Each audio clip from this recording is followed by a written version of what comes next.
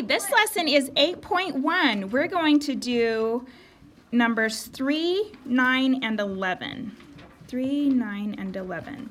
Okay, the directions say to write the fraction as a product, underline product, of a whole number, underline whole number, and a unit fraction, underline unit fraction.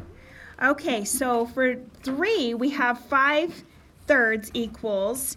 Now the product is the answer when we multiply. So I'm going to draw a little multiplication sign over here.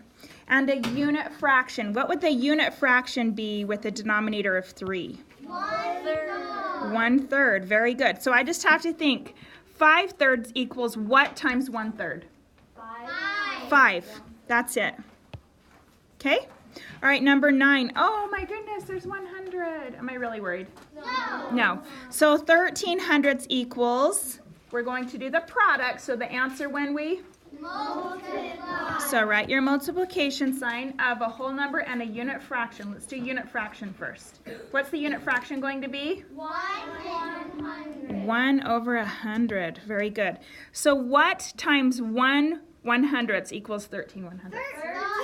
13. Do we have our product of a whole number and a unit fraction? Yes. Perfect. Okay, let's look at number 11. The directions say to list the next 4 multiples of the unit fraction. Well, we know 1/8 times 1 is 1/8, right? Yeah. What's 1/8 times 2? 1/8 times 2 is 2 eighths. Then times 3 is 3/8. good. Times 4 is 4/8. and times 5 is 5/8. Now, would this be different if our numerator were, say, 2? Yes.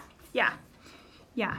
Very good. So just continue on doing this, and you guys will get this. Go ahead.